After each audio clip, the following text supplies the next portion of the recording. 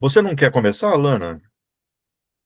Ah, pode começar que eu vou escomendo, na verdade.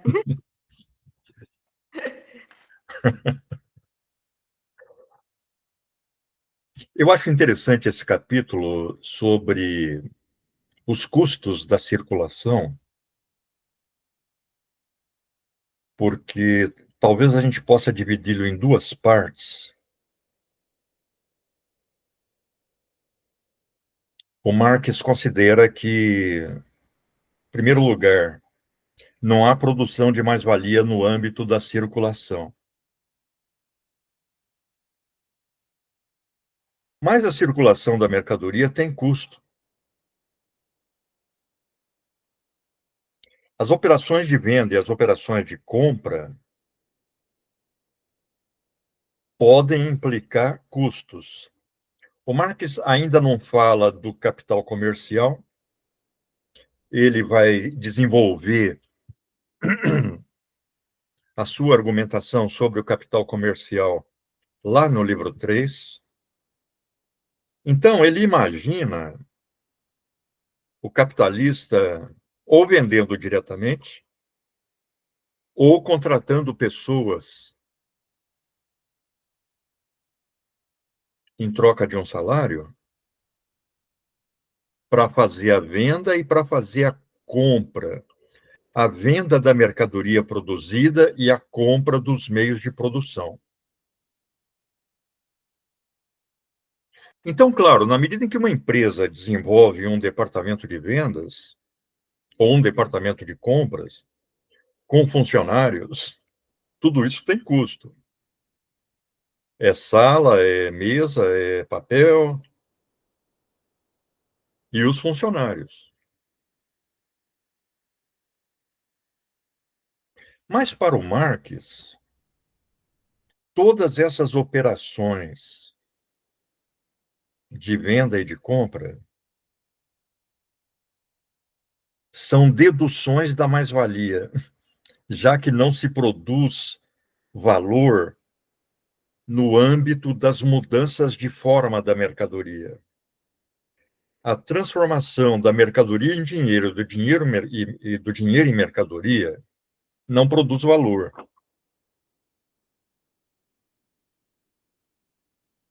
Essa é uma crítica que ele desenvolve no Capital todo. Ele vai se confrontar com economistas que consideram que a origem do lucro é a circulação das mercadorias, sempre dizendo, olha, a produção da mais-valia e a sua forma aparente, o lucro, ocorre apenas no âmbito do processo produtivo. De tal modo que todas as operações de compra e venda, na medida em que tem custos, como, por exemplo, o pagamento de salários, implica deduções da mais-valia produzida. Implicam deduções da mais-valia produzida, já que não se produz valor no âmbito da circulação. Mas aí aparece uma formulação do Marx que eu acho muito interessante e muito criativa, mostrando que ele não se aferra a uma fórmula com rigidez.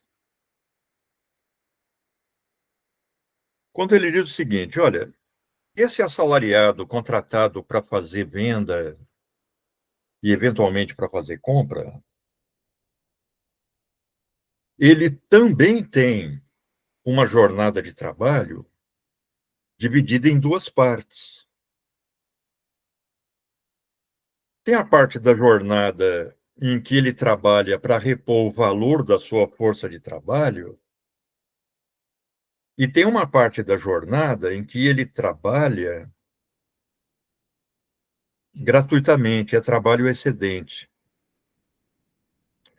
Só que esse trabalho não produz mais-valia, porque ele está realizando operações de mudança de forma no âmbito da circulação.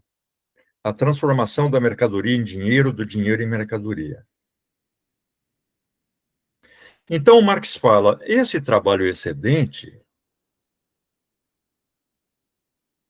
vai permitir ao empresário reduzir na mesma proporção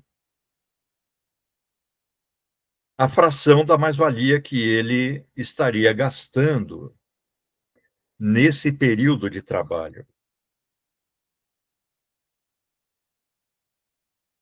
Então, é um trabalho excedente que reduz o custo das operações realizadas no âmbito da circulação. Eu até, de início, meio de brincadeira, depois eu achei que a formulação pode ter sentido, chamava esse trabalho excedente no âmbito da circulação de mercadorias de mais-valia negativa, que ela não produz valor, ela simplesmente reduz a dedução da mais-valia já produzida no que diz respeito ao custo de circulação.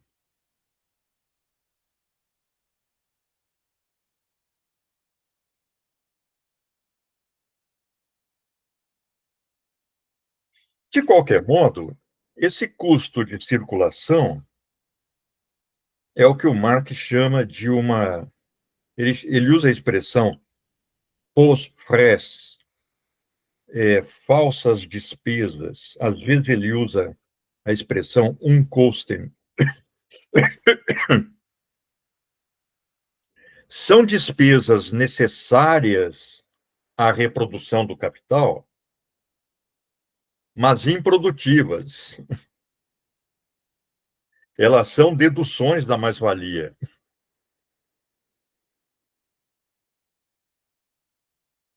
Depois ele apresenta outras, né? Por exemplo, gasto com embalagem.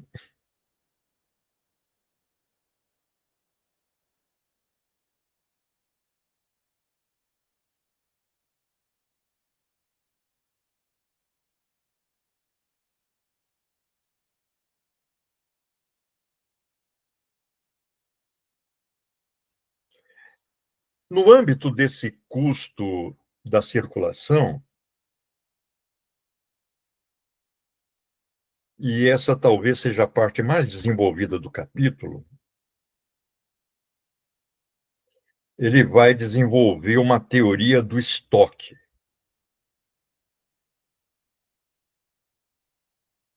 O estoque de mercadorias produzidas, o estoque de mercadorias que vão entrar na produção e o estoque de mercadorias que vão entrar no consumo individual. A circulação de mercadorias, para o Marx, pressupõe o estoque.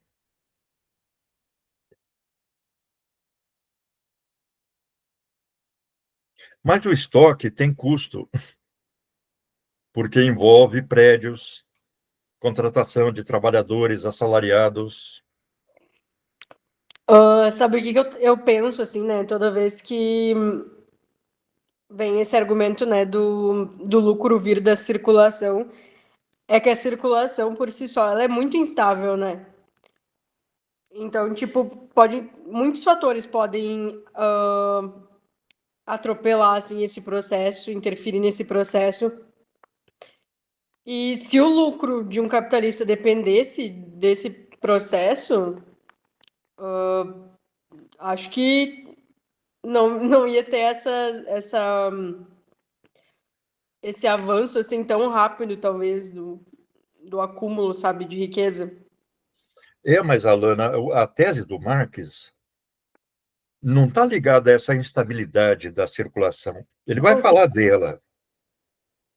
A tese que ele fica martelando o tempo todo é de que mais-valia é produzida no âmbito do processo produtivo. Ela é trabalho excedente, transformado em valor. Sim, eu digo quem contrapõe, né? Quem diz Ah, que sim, claro, claro. Quem Não, mas contrapõe nesse sentido de tentar colocar como se, né, o lucro não viesse da mais-valia, né, como se viesse da circulação, nesse sentido, não faria muito sentido, né, um capitalista deixar na mão da circulação o lucro. mas, por exemplo, na cabeça de muitos capitalistas, o lucro vem do fato dele vender, dele ser muito esperto e vender por um preço maior do que ele gastou no processo produtivo, dele tentar enganar os seus irmãos capitalistas e enganar os trabalhadores para os quais ele vende também a sua mercadoria. Mas existe um período de estocagem que faz parte da dinâmica da reprodução do capital. Uhum. Mas esse período, vamos pôr entre aspas, normal de estocagem, pode se transformar numa estocagem de mercadorias que se tornaram invendáveis. E aí a nova leva de mercadorias está entrando na circulação sem que a remessa antiga tenha sido vendida. Sim. É o caso das crises. Por exemplo, agora o que aconteceu com a enchente, né? Várias coisas não chegaram, mas assim, o Zafre, por exemplo, aqui em Porto Alegre, ele manteve a população muito tranquila, dizendo: tem comida, não se preocupem, né? Tem comida. E aí depois vem o arroz, né? O arroz que foi comprado, e daí chega o arroz, né, do governo e tal. Eu nem vi, na verdade, esse arroz, assim, eu acho que foi só para os atacadões, assim, os mercados maiores, mas, tipo, no Zafari não existiu, assim, não vi esse arroz. Que é o Não, Zafari, sim. a rede, né, que tomou conta, assim, da cidade, né, que tem um em cada canto. Mas é muito louco pensar, assim, no quanto eles, né, não se preocupem, a gente tem estoque de tudo, não vai faltar comida na cidade, não é porque não tem, né, como entrar que vai faltar comida. Talvez a gente possa considerar, Alana, num supermercado, por exemplo, que haja o estoque em dependências que não estão à vista do público. Uhum. Mas a mercadoria que está nas gôndolas também é um estoque. Sim. Ela está lá depositada, aguardando o comprador. Mas é preciso que, permanentemente, ao sair a mercadoria, ela seja reposta. Uhum. Então, o Marx compara o estoque na circulação das mercadorias com o entesouramento de dinheiro na circulação monetária. Ele fala, na compra e venda de mercadorias é preciso que haja dinheiro fora da circulação para ser utilizada nas operações de compra e venda. Da mesma forma, é preciso haver estoques produtivos, então ele gasta um tempão mostrando como o empresário tem que ter estoque das matérias-primas e auxiliares que ele utiliza. Ele não pode, muitas vezes, depender da compra imediata. Uhum. Às vezes, a matéria-prima dele é produzida uma vez por ano, como no caso da agricultura. Vamos levar em conta que as condições de armazenamento naquela época não eram tão eficientes quanto as condições de estocagem atuais. Uhum. De qualquer modo, a circulação das mercadorias supõe o estoque. O processo produtivo supõe o estoque. E o Marx levanta até a hipótese de que isso pode não ser exclusivo do capitalismo. Uhum. Pode ser uma exigência do processo produtivo.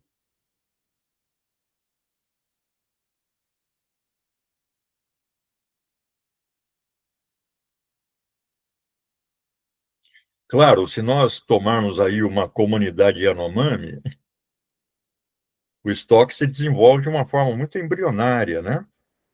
Mas se eles matam lá uma anta e não comem toda a carne, eles põem a carne para queimar lá na brasa e formam o chamado moquém, que é um carvão por cima, mas é uma forma de conservar a carne, ou seja, estocar Uhum. para o outro dia ou para os outros dias, ou a farinha produzida, que poderá, o biju, que poderá ser estocado por alguns dias, né? Quer dizer, não tem estoque em larga escala, mas alguma reserva de produto além daquele que é consumido no dia deve haver. Agora, o custo da estocagem para o Marx no capitalismo é dedução da mais-valia. Uhum. A estocagem ela não adiciona nada à mercadoria. Ela só impede, deve impedir, que a mercadoria perca valor de uso. Uhum. Então, se você deixar o arroz ao relento, amontoar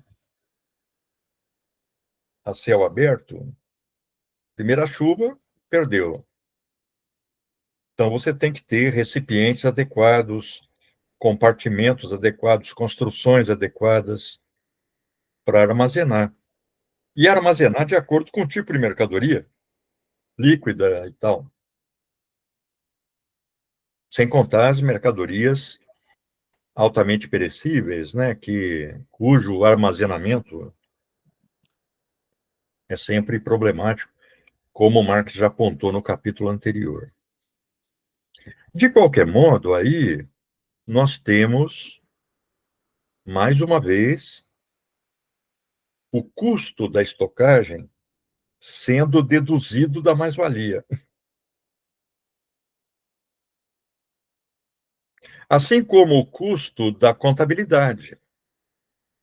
Ele fala, o capitalista tem que monitorar numericamente a mercadoria que compra, que gasta, que vende. Tudo tem que estar registrado. Ele vai ter uma visão do processo através da contabilidade,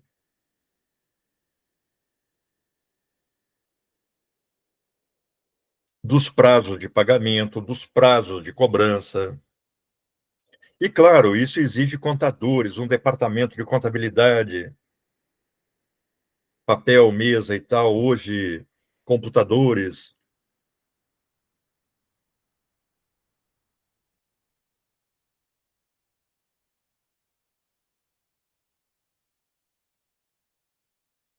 Você vê que nós temos em quase toda a universidade brasileira um curso de ciências contábeis para formar o pessoal especializado no monitoramento quantitativo, numérico do capital.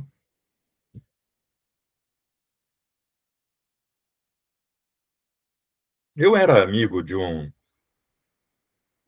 professor das ciências contábeis, hoje aposentado,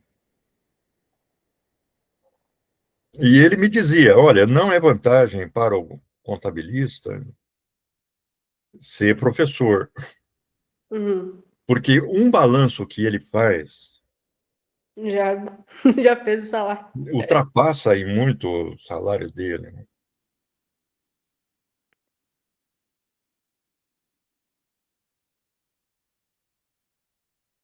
Ele me contou até o caso de eu encontrei com ele há pouco tempo.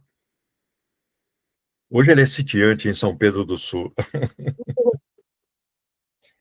E ele trabalhou comigo em Roraima. Bah. Então nós nos. Mas ele é gaúcho. E ele se transferiu para o UFSM. E quando eu me transferi para cá, a primeira pessoa que eu fui procurar foi ele. E aí o curso de Ciências Contábeis funcionava na antiga reitoria. Aí quando eu cheguei lá, ele fez a maior festa, e me levou para almoçar no Augustus. Óbvio. Ele e o coordenador do curso na época. Legal.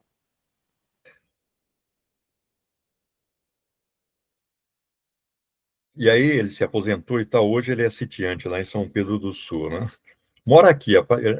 A casa dele ainda é aqui, mas ele passa a maior parte lá na roça. Eu me lembro dele dizendo a primeira vez que ele foi para a Amazônia, ele não foi para a universidade, ele foi para trabalhar como contabilista, né? E ele falou: eu saí aqui do Rio Grande do Sul, acho que em junho e julho, mas com bota revestida de pele, de casaco pesado, tava um gelo.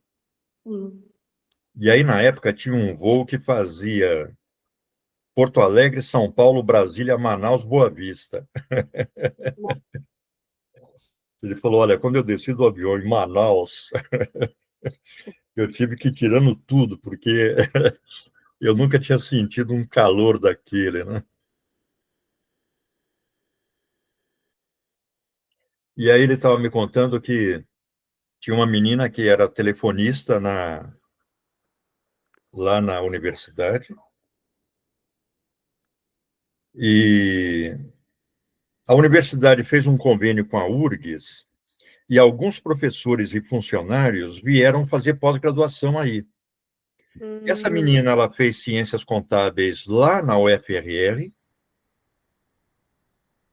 depois ela veio fazer mestrado e doutorado na URGS, e fez concurso e é professora da URGS hoje, na área de ciências contábeis. Nossa.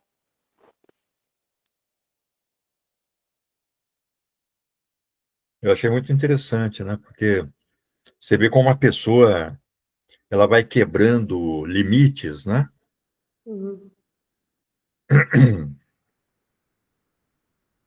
Mas tem um aspecto do capítulo que o Marx diferencia claramente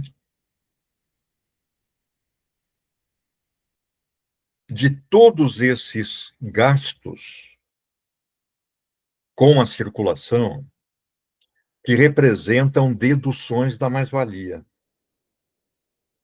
que é o transporte da mercadoria. Para o Marx, o transporte é uma indústria produtiva.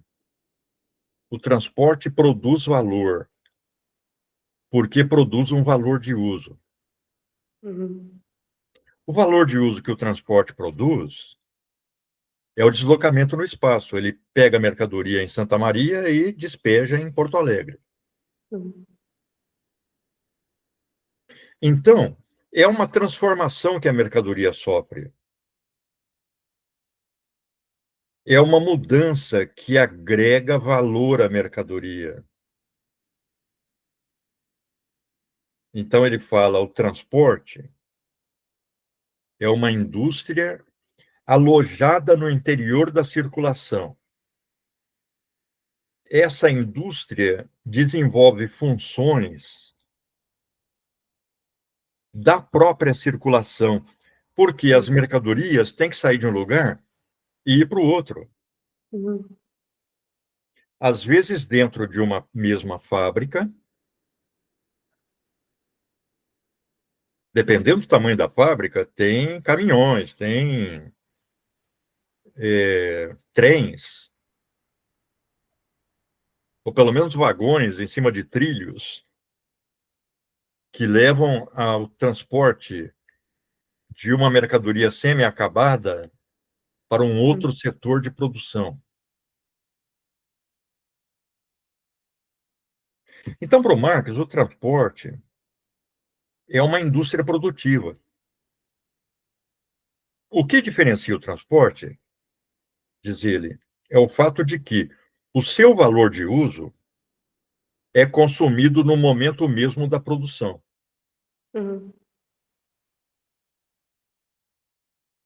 Que é o deslocamento no espaço. Então, ao contrário dos outros gastos da circulação, o transporte produz valor. O trabalho na indústria do transporte produz mais-valia.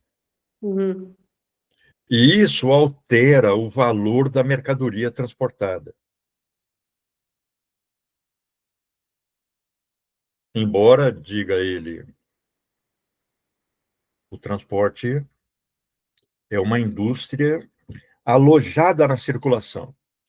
Uhum. Funciona exclusivamente no âmbito da circulação.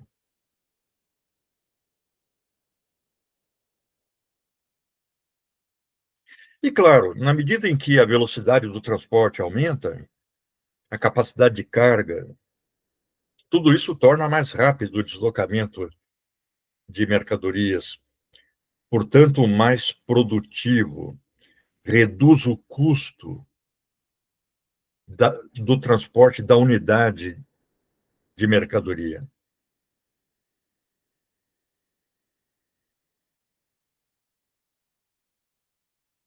Ou seja, a indústria do transporte não é diferente de outras indústrias capitalistas. Ela está permanentemente aumentando a sua produtividade, desenvolvendo a sua tecnologia, tornando o transporte mais rápido, mais eficiente. Aí o Marx fala, as ferrovias, elas não vão só transportar, elas têm que acondicionar a mercadoria. E de acordo com o caráter da mercadoria, as ferrovias vão cobrar mais ou menos. Vidro, por exemplo, né, que ele cita, se não for bem acondicionado no transporte, quebra. Eu já viajei muito de caminhão, né? Tanto pelas viagens que a gente pegava carona no dedão para ir nos espaços da política, mas também quando eu era criança, porque a minha mãe tem um amigo que é caminhoneiro, e pra gente ir pra minha avó era muita grana, né? Nem sempre a minha mãe tinha. Então a gente ia de caminhão com o amigo dela, e era assim uma carreta enorme, enorme, enorme, não sei quantos metros. E aí eu lembro que no início assim era uma coisa bem mais informal, mas depois com o tempo passou a burocratizar muito assim. Aí tinha, né, o GPS, tinha um monitoramento da abertura de porta, quantas vezes, tudo ele tinha que justificar, por que que parou, por que que abriu a porta, não sei o quê. E isso foi bem rápido, assim, tipo, um ano era de um jeito, no ano seguinte passou a ter toda uma burocracia para ele poder viajar. Claro, nós temos aí os caminhoneiros autônomos, mas a maioria é assalariada, né? E a gente vê que é um problema não resolvido a questão da jornada de trabalho do caminhoneiro. Por Total. lei, ele, para tantas horas de trabalho, ele tem que descansar um período, mas isso não acontece. Não. O pessoal quer entregar a carga o mais rápido possível, e aí vira a noite, né? E para virar a noite, enche a cabeça de bola e tal. E a gente vê esses acidentes terríveis, né? Uhum. É o trabalho sob risco, né? O tempo inteiro. É o trabalhador sendo exposto a um risco muito maior do que aquele que já é intrínseco Ó, ao processo de trabalho. total. Eu nem imagino como deva ser a vida de um caminhoneiro, né? De fechar um caminhão aqui em Santa Maria e parar em Belém, né? Eu tenho um tio também que é caminhoneiro, um irmão da minha mãe. Mas ele é isso, ele passa assim 10 dias viajando, 12, 13. E não para muito, assim, é um negócio de ir tocando mesmo, sabe? O que ele faz para ficar acordado, eu não sei. Mas eu sei que é essa é a vida, né, de quem tá na estrada, assim. E como é isso, né? E como é uma coisa muito, muito, muito arriscada. E tem todos esses fatores, assim, de risco, da própria estrada mesmo, assim, né? E também eles sabem o que estão levando e sabem o custo daquilo, né, que eles estão levando, e daí eles olham Claro. o próprio salário e daí eles ficam, isso não faz nem sentido, né? Não, sem contar, Alana, que o crime organizado monitora os caminhões e rouba a carga. O Total. caminhão sai e logo à Não, frente o caminhoneiro é sequestrado, passa 2, 3 dias em cativeiro até o pessoal dar um fim na carga, depois solta o coitado. sim. Não, é tenso. É muito tenso, nossa. E claro, você pega uma carga de caminhão, são alguns milhões que estão ali. Não tem uma defesa, não tem nada, né? Não. Sem contar que quando um caminhão rola aí na rodovia e a carga se espalha, Nossa, imediatamente junta uma multidão pra saquear. para pegar a carga, né? Nossa, a última vez que a gente viajou de ônibus, quando a gente tava, tipo, a gente levou 30 horas, eu acho, pra chegar em São Paulo e era pra levar 22. A gente ficou 8 horas parado, porque uma carreta com soja tinha virado. E até juntar toda a soja da É. estrada era muita coisa. Imagina, por exemplo, esses caminhoneiros aí nessas estradas esburacadas ou de terra e barro, em Mato Grosso, no Amazonas, em Roraima. Não só o caminhoneiro, o motorista de ônibus também, né? Está transportando pessoas. Mas aí me faz pensar, né, em como isso acaba se desdobrando, né, num posicionamento muito conservador, né, extremamente reacionário, assim, na verdade, dos caminhoneiros, né, assim, uma galera, né, que não tem, não, tipo assim, não, nesse último período, né, todo, apoiou fortemente, assim, a extrema-direita no Brasil, né, e É. apoia ainda, né? Mas, Alana, eu acho que é muito parecida a consciência do caminhoneiro com a consciência daquele trabalhador por peça do século XIX. Uhum, Que o Marx descrevia lá no salário por peça. Então ele fala, ele está trabalhando não para a clientela própria, uhum, ele já está trabalhando para uma empresa. Ele ganha por unidade produzida ou por quantidade produzida. E o uhum, fato dele não ter vigilância, já que o trabalho por peça não precisa de vigilância, o próprio trabalhador vai se esforçar para trabalhar o maior número de horas com a maior intensidade possível, faz com que ele, diz o Marx, desenvolva a sua individualidade, a sua visão de autonomia. Ele acha que é, para usar um termo contemporâneo, um empreendedor. uhum, Então, isso o leva a ver o mundo de uma maneira diferente. Ele não vê como um assalariado, como uhum. aquele que está lá na fábrica junto com os outros, compartilhando as mesmas condições de trabalho, sob ordem, horário e etc. E ele, em grande medida, determina o horário dele. Claro, ele acha que determina. E isso adquiriu um novo caráter nas empresas de aplicativo. Sim. Isso vale para o caminhoneiro também, porque muitos caminhoneiros trabalham por carga entregue. Uhum, Então, às vezes, ele tem um salário básico relativamente baixo e um acréscimo por carga entregue em tal prazo. Aí ele vai sair de Porto Alegre para entregar a carga em Belém, ele quer ir o mais rápido possível e fica 2 dias sem dormir ou mais. Uma vez, nós estávamos indo assinar uns convênios com uma universidade venezuelana que fica em Ciudad Guayana, na margem do Rio Orenoco. E de Boa Vista até lá são uns 1.000 quilômetros. Nós fomos num Fiat Uno que a universidade tinha recém-adquirido, aquele antigo, né? Aquele, na época eles chamavam de botinha ortopédica. E fomos eu, um funcionário da universidade e o motorista da universidade. Até a fronteira da Venezuela deve dar uns 250 quilômetros. A primeira cidadezinha fica a uns 8 quilômetros depois da fronteira.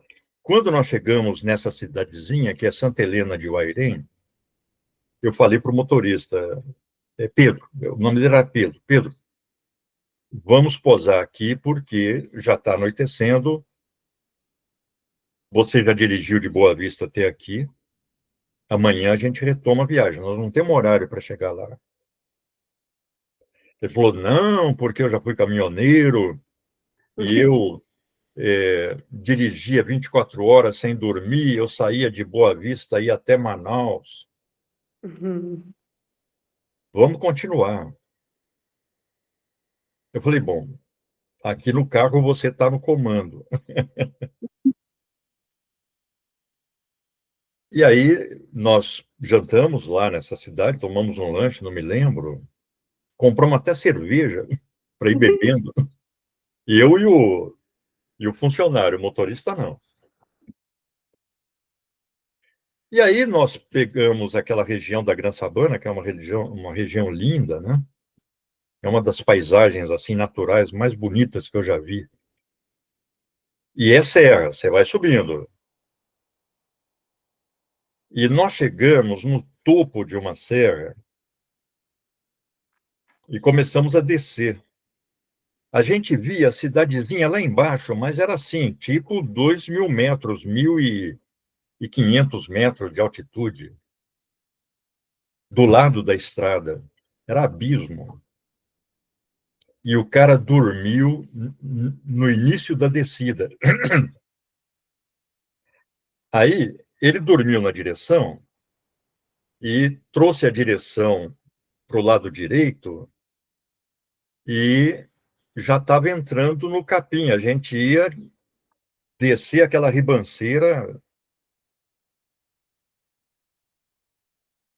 Como eu estava prestando atenção, eu joguei a direção para o outro lado e o carro fez um zigue-zague. Aí ele acordou, conseguiu aprumar o carro e nós descemos. E ele ainda me culpou. Ele falou: se você não tivesse mexido na direção, estaria tudo bem. Você é que gerou isso. Que pânico. Aí lá embaixo tinha um posto da Guarda Nacional venezuelana. Na época, super corrupta. Só que eles não pediam dinheiro, não, eles pediam bombom garoto. Os venezuelanos são fanáticos por bombom garoto. Daí sim. Eles vão para aquela cidade lá da fronteira, que é Pacaraima, só para comprar bombom garoto. Aí ele parou a gente e falou: vocês estão bebendo? Eu falei: não, o motorista está inteiro, mas eu acho que nós estamos um pouco cansados. Ele viu o carro fazer o zigue-zague. Tinha tufo de capim no para-choque do carro.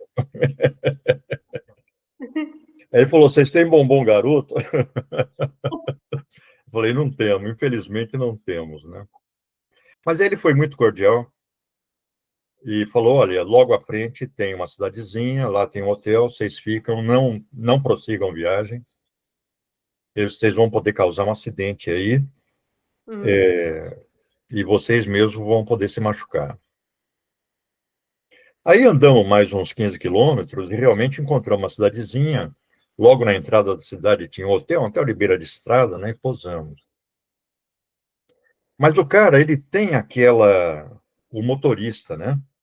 Ele se sente o super-homem, ele acha que pode tudo. Ele não percebe que o corpo humano tem uma hora que colapsa, Sim, independentemente da sua vontade, da sua consciência.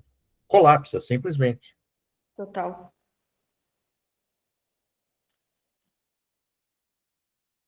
Ali nós escapamos de uma, viu?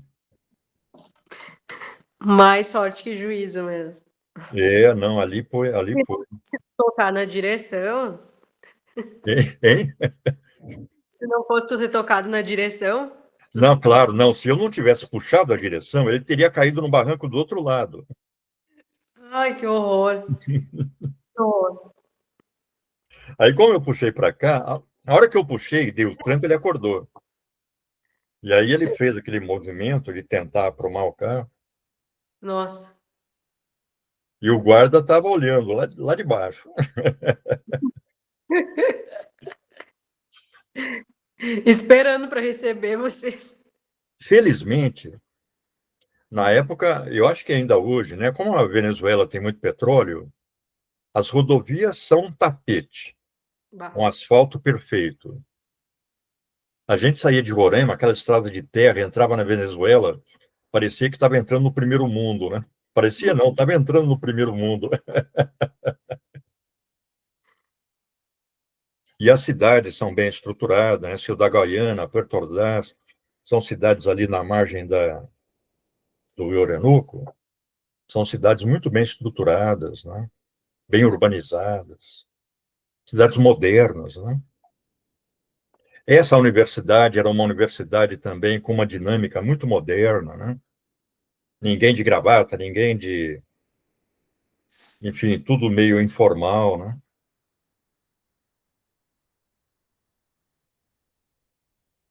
E aí nós organizamos um curso na fronteira para estudantes brasileiros e venezuelanos de licenciatura em língua portuguesa para os venezuelanos e língua espanhola para os brasileiros, Ah, legal. com professores brasileiros e venezuelanos. Funcionou. Uhum. Teve uma procura grande e tal.